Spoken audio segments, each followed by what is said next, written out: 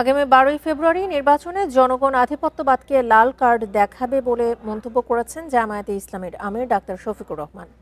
বিজয়ী হলে নাহিদ ইসলামকে গুরুত্বপূর্ণ মন্ত্রী করা হবে বলেও জানান তিনি। রোববার রাজধানীর বাড্ডায় জনসভায় এসব কথা বলেন জামায়াতের আমির। বিএনপির দুর্নীতি দমনের আশ্বাস হাস্যকর বলেও দাবি করেন তিনি।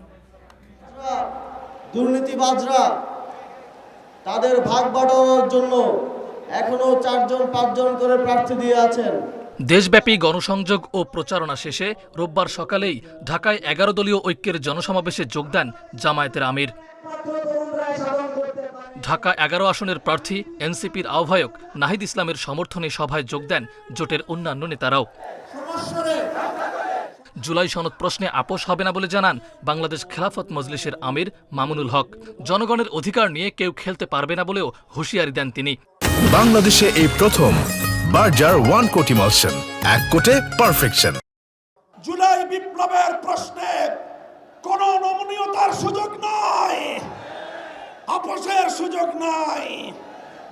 গণভোটে হা না না হা, হা না না হা, এই নাটকের অবসান ঘটাতে হবে। সারা দেশেই 11 দলীয় জোটের পক্ষে গণজোয়ারের আশা প্রকাশ করেন নাহিদ ইসলাম। 5 আগস্টের মতোই 12 ফেব্রুয়ারিকে সফল করার আহ্বান তার।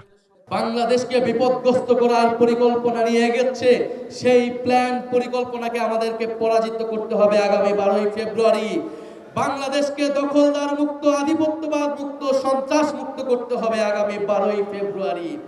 আপনারা কি তার জন্য প্রস্তুত আছেন? 12ই ফেব্রুয়ারি ভোট কেন্দ্র পাহারা দেওয়ার জন্য প্রস্তুত আছেন? বিজয়ী হলে নাহিদ ইসলামকে গুরুত্বপূর্ণ মন্ত্রীর দায়িত্ব দেওয়ার ঘোষণা দেন জনসভায় প্রধান অতিথি জামায়াত আমির ডাক্তার শফিকুর রহমান। আধিপত্যবাদের বিরুদ্ধে সোচ্চার হওয়ার আহ্বান জানান তিনি। ইনসাফের বাংলাদেশের পক্ষে জনগণের রায় আল্লাহর মেহেরবানিতে যদি অর্জিত হয়, তাইলে সেই সরকারে অবশ্যই নাহিদ ইসলামকে আপনারা একজন মন্ত্রী হিসাবে দেখবেন।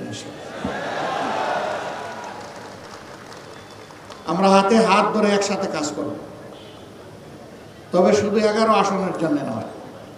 আমরা বাংলাদেশের 56,000 বর্গমাইলের প্রতি ইঞ্চি মানুষ আর 18 কোটি মানুষের প্রত্যেকের হকের উপরে আমরা পাহারাদারি করবো ইনশাআল্লাহ। জনসভায় বলা হয়, জামায়াত নেতৃত্বাধীন জোট মিথ্যা আশ্বাস নয়, বর্তমানে যা আছে তার ভিত্তিতেই দেশ গড়তে চায়। মাহফুজার রহমান মিলন, ইন্ডিপেন্ডেন্ট নিউজ, ঢাকা।